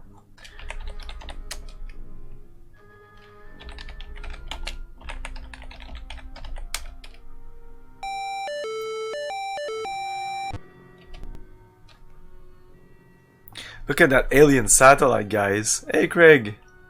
Satellite might mean the planet. Yeah. No, the planet was Avon. We beamed down there. Alien satellite. God damn it! They couldn't be bothered to do a fucking.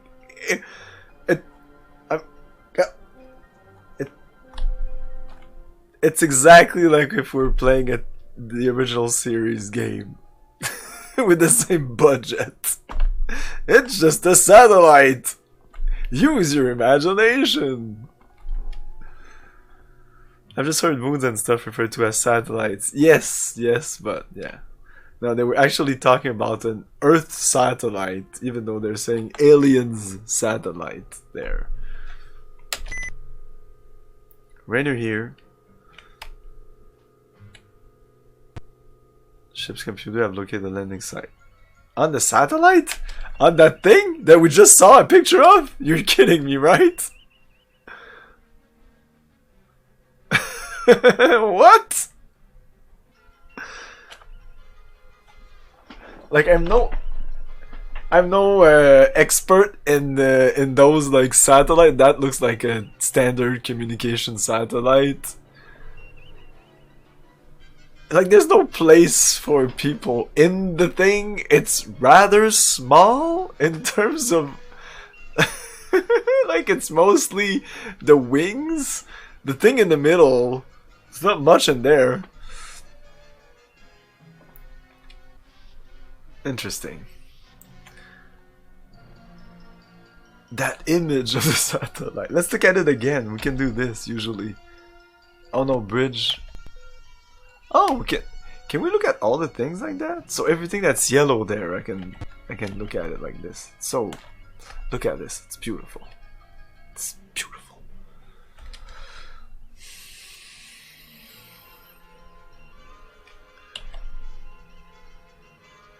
Okay, so we're orbiting the satellite.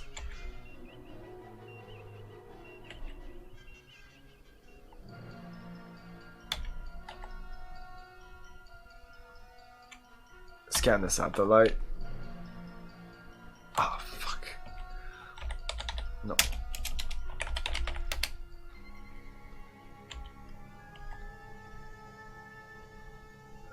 Scan. Scanning reveals a vast artificial satellite orbiting the planet Avon. Its exterior is a network of massive beams made of durable, space-resistant metals that crisscross the satellite. But that's like a communication satellite you showed me. Like, they could have literally put a blob of something. Like something that they draw on in paint in 5 minutes. But they actually drew an Earth-like satellite with the things. It could have been something like completely unrecognizable. It would have been better. Especially when they say this, its exterior is a network of massive beams made of durable. It doesn't really explain the size or the form that it has, the shape that it has. Okay, bridge orders. Close up. Let's look at it again. Close up of the satellite, please. Oh yeah. Oh, you notice a gleaming brushed steel satellite glinting with a radiant glow. As the satellite turns, it vibrates with colors, emitting rays of light that make it seem like the satellite is constantly changing shape. It has nothing to do with the picture we just saw. It is unlike any satellite you have encountered before. Exactly, so I just erased in my mind the image I just saw. Why the hell did they put that there? Whatever. It's unlike any satellite you have. Unfortunately, I cannot... we can't go back to that image. God damn, it's a shame that I can't just show you the image that we just saw, so that we can juxtapose it with it is unlikely any satellite you've encountered before. Oh, I guess Kirk never saw those old 1980s satellites, so it all works out. This game is smarter than you think, you know. I am the dumb one here. It'll be on the VOD. I know, but I can't like do it right now. I can show you the bridge. That's the only thing I can do.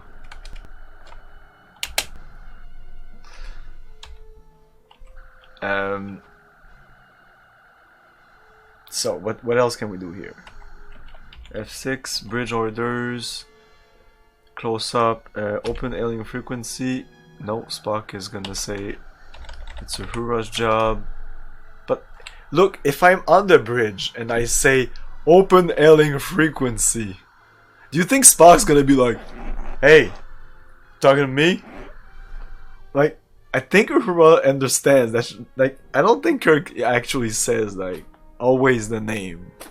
Just say warp 5 and fucking Sulu does it, you know? He doesn't say all the time Sulu warp 5. Maybe I should take notice. Yes, Captain. F6, F1, F8. Satellite. Yes, sir. No response to my alien frequency. I guess we need to beam down. Is that what we need to do? Kirk to Sulu, orbit satellite, Renner, prepare landing party, beam us down. The end game starts. Okay, since they say that.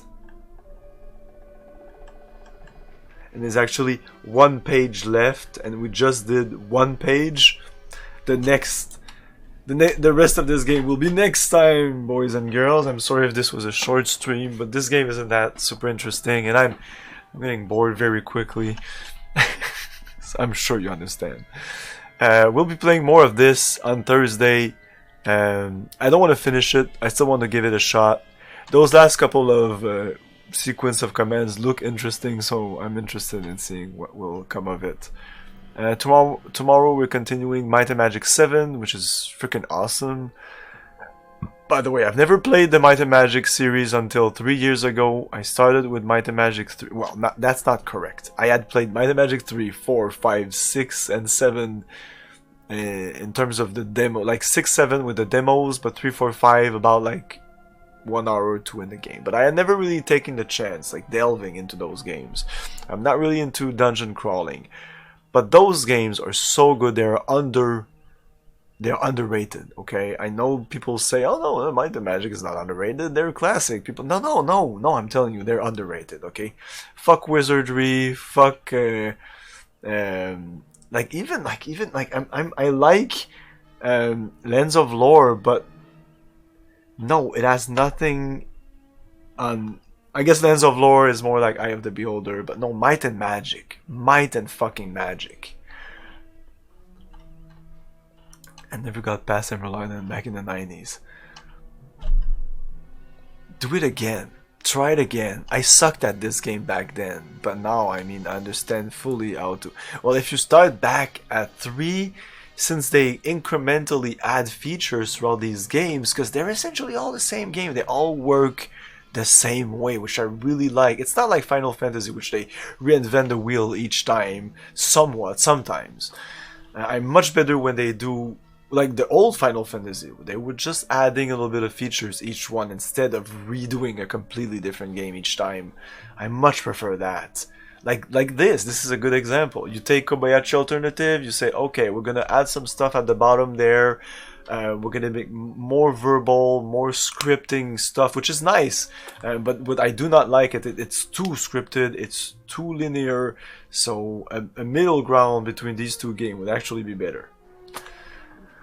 And when I played Kobayashi Alternative, I said a middle ground between Kobayashi Alternative and a typical text adventure game would be better. And this is essentially what I asked for. And no, we need another in between.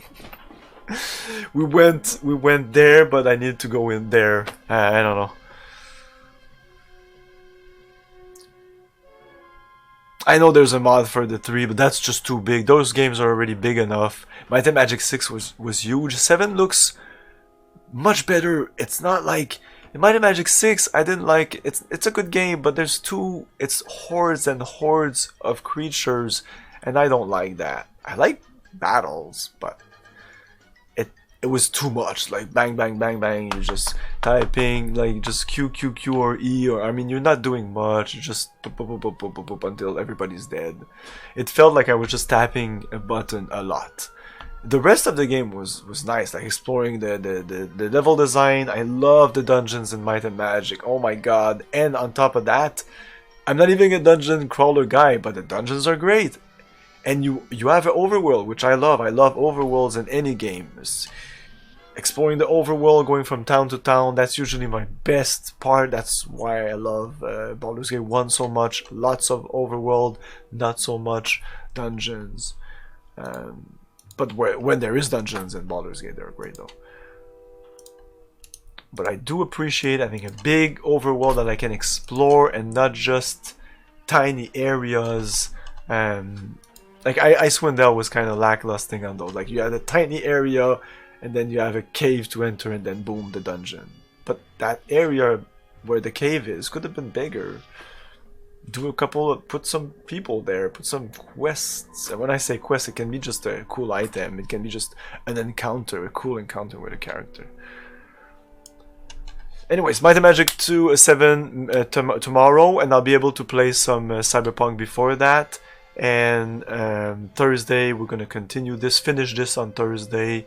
Also some Cyberpunk before that. When I say before that, I mean between 5 and 8. 8 is the usual time, so Star Trek will be at 8 Thursday, and Friday we're gonna continue Might and Magic.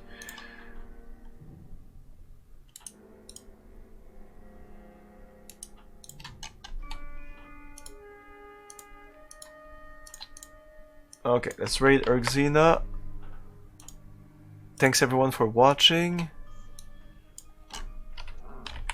I hope you had a great evening. See you next time. Ciao. Thank you for your cooperation. Good night.